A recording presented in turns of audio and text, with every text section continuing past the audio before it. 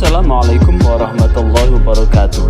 Salam jumpa dalam Suluh Berkah Channel. Kali ini liputan pertemuan dengan Forum Komunikasi Pendidikan Al-Quran Kabupaten Tuban dalam penguatan tata kelola. Sebelum Anda melanjutkan nonton channel ini, jangan lupa subscribe, like, dan komen untuk keberlanjutan tali silaturahim kita. Selamat menyaksikan.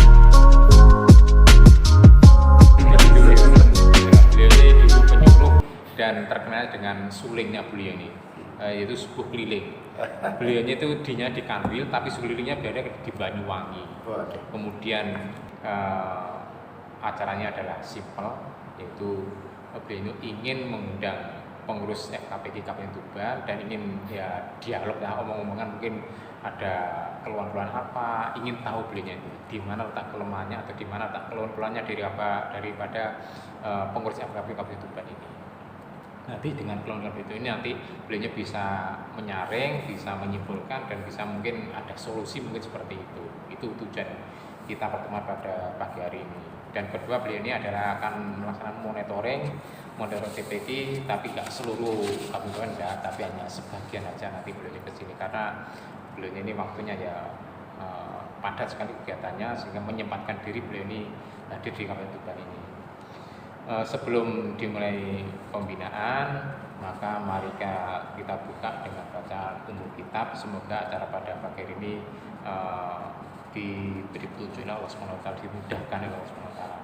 Alhamdulillah, salihah al-fatihah. Iya, kamu gitu. Kepada Pak Awi kami silakan. Terima kasih. Sampaikan. Assalamualaikum warahmatullahi wabarakatuh.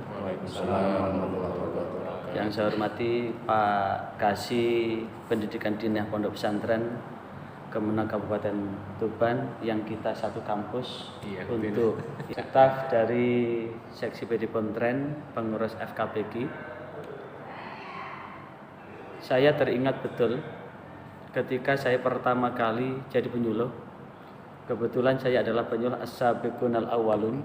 Maka ada satu hal yang penting untuk dihujamkan, bahwa seseorang bisa bekerja secara profesional itu manakala memahami regulasinya. Maka langkah awal ketika saya mendapatkan SK, saya siap menjemput pekerjaan. Jadi begitu ngantor pertama saya membaca regulasi itu, maka kemudian jauh sebelum ada manajemen, setelah saya membaca 8 regulasi, 8 buku, saya baca, saya ringkas, saya catat, dan kemudian ada kata kunci kalau kita ingin mampu melaksanakan tugas dan kerja secara profesional, itu ternyata melakukan analisis internal dan analisis eksternal. Apa itu analisis internal? Mengetahui mitra kerja itu model kayak apa, watuk wahing karakternya itu kayak apa. Kenapa? Karena kita butuh kerja. Kita kan sebagai makhluk sosial, maka sebagai makhluk sosial itu kan tahu aneh gitu, sehingga kita mampu ketika bekerja mampu bertindak bijaksana, bukan bijaksini. Kalau orang yang bijaksini itu kan memaksakan kehendaknya tanpa memperdulikan kehendak orang lain kan. Itu analisis internal. Dalam apa? Supaya kita bisa bekerja sama untuk menjalin keberkahan. Karena berkah itu bahasa Inggrisnya adalah sinergitas. Sinergitas itu digambarkan seperti orang yang bekerja, ada dua bekerja sama atau sama-sama bekerja. Kalau bekerja sama itu berarti dengan kekuatan yang ada itu untuk menghasilkan. Kalau sama-sama bekerja berarti semua sudah bekerja, tapi individu, dan itu tidak ada keberkahan. Maka bekerjasama dalam bentuk apapun itu butuh. Yang kedua adalah analisis eksternal. Waktu itu saya ada di Kecamatan Candi, Kabupaten Sidoarjo. Analisis eksternal itu saya melakukan identifikasi potensi wilayah. Waktu itu satu kecamatan ada 24 desa itu. Jadi saya keliling 24 desa. Maka lewat analisis internal saya kepengen tahu tokohnya siapa saja. Jadi saya pendekatan tokoh. Mulai dari kepala desa Pak Mudin yang sering ke KUA itu, kemudian setelah itu kita takmir, sekaligus pendataan. Pendataan, wawancara dan sebagainya. Saya simpulkan ada dua kekuatan umat Islam. Kalau kita kelola dengan bagus, ini akan menjadikan umat Islam ini berkemajuan. Apa kekuatan itu? Satu, tempat mengajarkan Al-Quran. Yang kedua, masjid. TPQ ini adalah lembaga pertama kali yang anak mengenal Allah, anak mengenal Rasulullah, anak mengenal bacaan-bacaan yang diwajibkan di dalam rukun Islam, terutama sholat. Anak menghafalkan, dan di sini adalah merupakan kekuatan terbesar jikalau ini dikelola dengan baik.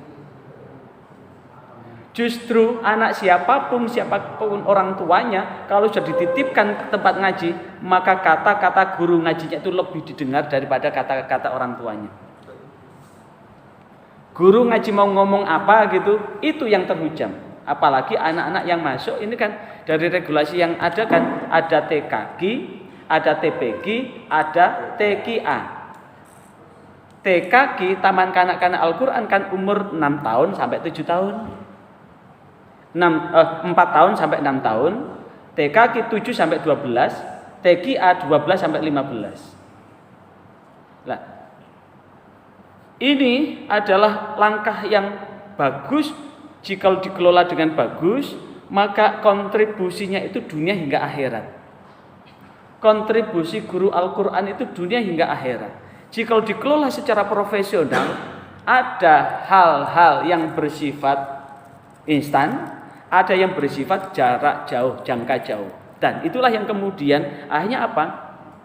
Saya konsultasi sama Kasih Penais ketika itu, kira-kira ini sudah pernah ada piagam pendirian apa belum? Ternyata sudah pernah, berdasarkan surat dari Kakanwil tahun 1993. Itu ada pendirian TPQ, ada tahun 1993. Tak cari bukunya ada, dan di buku itu tertulis bahwa untuk kepala KUA punya kewajiban untuk menghimpun para guru pengelola TPQ untuk membentuk suatu wadah yang disebut dengan semacam paguyuban. Kepala kantor pun demikian, Kanwil pun demikian, karena ketika kita melakukan sebuah kegiatannya ada tapi anggarannya tidak ada. Di mana letak kekuatan kita? Letaknya ada di LSM, sumber swadaya masyarakat. Dan paguyuban itu adalah sebagai mitra. Apa itu mitra?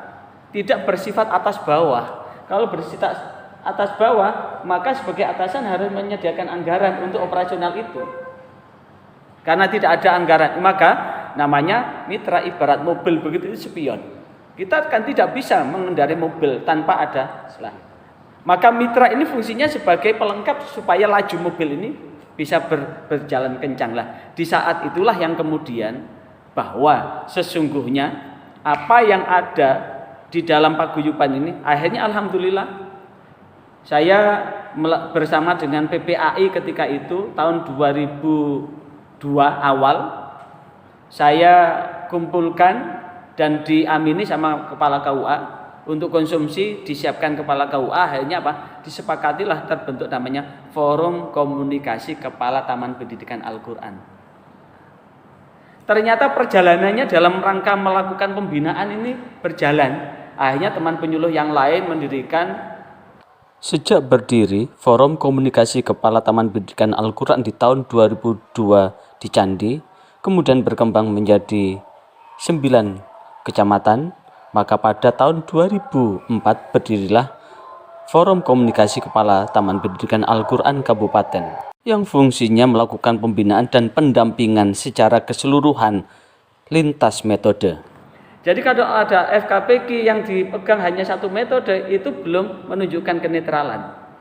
Forum itu adalah kalau bisa merangkul. Berarti semua metode itu dirangkul jadi satu. Kalau masih ego sektoral pada satu metode, itu belum menjadi forum yang bersifat netral lah. Kemudian itulah yang kemudian dipilih dan ini. Nah, maka ada kompetitor lain yang mempunyai nafas yang berbeda. Ini yang kemudian terjadi hal-hal yang yang perlu kembali kepada hati nurani. Lah, ini artinya apa? Dan forum ini juga alhamdulillah kita sudah bisa memprakarsai untuk penetapan 8 standar pendidikan. Jadi kita sudah pada tahun 2005 kita sudah mengakreditasi, waktu itu ada 1.500 lebih satu kabupaten itu TPG. Karena bagaimanapun juga nafas orang mendirikan TPG itu kan macam-macam kan. Begitu ada anggaran, mendirikan ala adung barangkali ketika mengajukan proposal bisa dapat begitu. Ternyata fakta menunjukkan dari 1.500 lebih yang fix ada lembaganya, ada santrinya, ada 1.257. Sisanya kemana? Yaitu. Nah, fungsi forum komunikasi pendidikan FKPG ini begitu, melakukan satu tracing pembinaan dan sebagainya. Bila perlu di Tuban ini mulai walaupun secara anggaran tidak ada, maka menggunakan kekuatan mitra ini untuk melakukan pembinaan kelembagaan, manajerial. Karena bagaimanapun juga manajemen itu penting. Dan itu pernah disampaikan oleh Bapak Kepala Kantor Kemenang Tuban Pak Tris. Itu pernah di makalahnya ada itu, mengutip makalah Imam Syafi'i. Al-haqqu bila nizam yaglibul batil bin nizam. Kebenaran yang tidak terkelola, termanage, akan mampu terkalahkan oleh kebatilan yang terkelola secara rapi. Al-Quran ini kita kan yakin bahwa Al-Quran ini adalah kalam Allah yang diturunkan kepada baginda Muhammad SAW melalui malaikat Jibril dan diturunkan secara berangsur-angsur, dan membacanya termasuk ibadah. Maka ini adalah bagian yang tak terpisahkan dalam rangka menginvestasikan peribadatan itu, karena Al-Quran ini adalah bagian dari bacaan yang wajib di dalam sholat kita. Nah, maka membacanya dengan baik dan benar ini adalah sebuah fardu yang bersifat ainiyah. Fardu ain itu, fardu ain bagi likulli muslimin wal muslimatin itu. Nah, maka peran dari TPG ini memegang peran yang penting di dalam rangka apa? Di dalam rangka membumikan, mengejawantahkan tata kelola manajerial dalam proses pendidikan Al-Quran secara profesional. Lah, di situ tentu banyak hikmah yang didapat itu sebetulnya. Kalau memang dikelola dengan baik, maka sesungguhnya ini akan menjadi proposal juga. Apalagi kalau kemudian Taman Pendidikan Al-Quran ini mampu menunjukkan kekuatannya. Dan alhamdulillah ketika saya merintis tahun 2002 dan saat bersamaan dengan tsunami ya, tanggal 26 Desember 2004 tsunami Aceh 26 Desember 2004, maka di akhir tahun itu saya mengadakan zikir dan doa untuk keselamatan bangsa dan negara. Tajuknya itu kumpul di alun-alun, berkumpul 40.000 guru dan santri, dan itu menjadi unjuk gigi pertama tanpa ada anggaran. Tanpa ada anggaran. Ya, di Sidoarjo. Dan kita enjoy aja, kalau makanya segala sesuatu itu kalau komunikasi di awal, kerja seberat apapun itu terasa ringan, Pak. Bahkan ketika kita ngajukan izin terkait dengan pelaksanaan dipanggil oleh Kasat Bimas itu langsung terus terang untuk operasional nanti butuh uang 15 juta untuk mengamankan pengamanan 40.000 itu loh. Dan kebetulan panitia kita juga TPG-nya ada di Perumahan Angkatan Laut, sehingga kita juga memasukkan perwira TNI Angkatan Laut jadi korlap gitu. Dia yang kemudian dengan kewibawaan sebagai abdi negara di bidang keamanan, dan kemudian juga mengarahkan teman-teman TNI Angkatan Laut untuk mengamankan juga. Kita ngomong terus terang bahwa kita ini hanya semata-mata untuk kepedulian kita sebagai anak bangsa, untuk berdoa buat bangsa ini. Kita tidak punya anggaran sama sekali, kita hanya ada uang 1,5 juta. 1,5 juta itu hanya untuk sewa sound system sama terop aja. Selebihnya makan berkat sendiri-sendiri. Untuk mengantisipasi itu kita sebarkan 200 permohonan sumbangan makanan ke masyarakat sekitar. Akhirnya apa? Ya sing terima bungkusan ini silakan dititip dimakan. Lainnya ya banyak yang bawa. Nah itu akhirnya apa? Dari panitia pun akhirnya agak siang gitu ditraktir sama Pak Polisi dan sebagainya. Nah, justru itu menjadi momentum penting di dalam rangka menunjukkan dan itu menjadi komitmen pemerintah kabupaten untuk melanjutkan itu. Dan setiap tahun terus menerus naik itu, karena yang kita undang itu Bupati, Ketua MUI, Ketua PCNO, Ketua PD Muhammadiyah, Ketua Ormas sekabupaten, kemudian DPR, komisi dan sebagainya, semua tahu fakta itu dan kita ngomong terus terang. Justru itu akan menjadi komitmen gitu. Sehingga maka pada posisi forum ini sebetulnya di satu sisi secara internal bisa akan memberikan pemberdayaan buat masyarakat. Karena bagaimanapun juga mengajarkan Al-Quran adalah bagian kewajiban kita kan, kewajiban kita. Apalagi kalau kemudian orang yang punya ilmu kemudian tidak disebarkan kan al ilmu bila amalin kasyajari bila samarin. Ilmu yang tidak diamalkan seperti pohon yang tidak punya buah dan di saat itu tanggung jawab terbesar buat kita ya di sisi itu. Dan kalau sudah terbentuk forum begini adalah bagaimana forum ini bisa melakukan pemberdayaan itu. Bila perlu ke depan bisa juga ada namanya penataan lembaga itu dengan 8 standar pendidikan itu. Apa 8 standar pendidikan itu? Mulai dari apa 8 standar itu? Kurikulum, proses isi, sarpras, kemudian standar pendidik, ada 8 itu. Ada 8 itu. Paling tidak 8 itu penting. Karena bagaimanapun juga ternyata fakta menunjukkan lembaga pendidikan Al-Quran yang terkelola seperti itu, Masya Allah. Dan kemarin pertemuan nasional Subdit PG mengundang Yayasan AMM. Yayasan AM itu Yayasan Angkatan Muda Masjid Musola Jogja itu. Itu ternyata orang yang mau masuk ke situ antri. Ada sampai inden 3 tahun itu. Ada yang masih hamil itu loh sudah mendaftarkan anaknya. Dan di situ terkelola secara baik 1 tahun itu sudah selesai itu. Tapi ya namanya selesai dalam waktu yang cepat itu ya selesainya beda dengan selesainya. Tapi tetap berkualitas juga. Kualitas tidak itu kan tergantung pada ustadznya kan.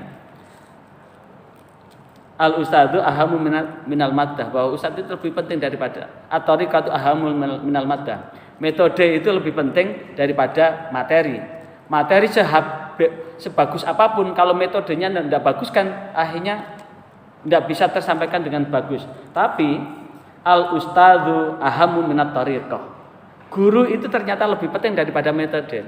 Metode sebagus apapun kalau gurunya memble ya tetap memble hasilnya. Waktunya arisan ditinggal arisan, masuk sak gelem metode sebagus apapun ya tetap ya tidak menghasilkan apa-apa gitu. Ketune ditinggal meja. Apalagi ngajar siang ketune tinggal meja. Anak-anak dibaca dulu, Ustaz ngerokok dulu gitu. Itu sering hari gini masih sering modus begitu. Anak-anak untuk sementara ini tadarus dulu ya. Habis kurang lebih 10 menit. Bagaimana sudah tadarus? Sudah Ustadz. Udah kita berdoa dulu ya. Untuk selanjutnya setorannya besok. Ya kalau begitu kapan selesainya gitu. Ustadz ada tamu. Iya ada. Ada lagi metode bagus ini. Bisa diterapkan. Jenang renungkan. Kemarin saya sempat diskusi tentang metode untuk menghafalkan Al-Quran dengan berbagai versi. Maka menghafalkan Al-Quran ini ternyata dengan gabungan. Misalkan begini, membaca 1 ayat dibaca 3 kali, berkali dengan ganji bisa 3, bisa 7. Kemudian setelah itu hafal, kemudian ngulang lagi hafal. Itu 4 halaman, 4 baris hafal, 4 ayat atau paling tidak 4 baris hafal. Kemudian satu kelompok begitu. Kelompok itu berhadapan ganti. Setelah itu kelompok besar. Itu ternyata lebih cepat itu. Jadi proses talakinya berarti talaki antar teman dulu. Baru setelah lanya betul talakinya ke ustadznya. Itu ternyata cepat itu. 1 bulan bisa untuk anak model TPQ begitu. Bisa 1 juz itu. 10 hari bisa 1 juz itu. Tinggal ditarget itulah. Di situ tinggal varian-varian yang bisa dilakukan oleh ustadz-ustadz semuanya. Yang paling penting ini kan untuk Tuban kan sudah terbentuk tingkat kecamatan, tinggal merapatkan barisan dan kalaupun toh nanti ada, saya kira itu untuk sebagai awalan untuk kita awal dengan diskusi. Ada waktu 30 menit lagi, monggo saya serahkan ke Kiai Hadi Sarjono karena ini PD Ponten kan kiainya kiai. Monggo Kiai.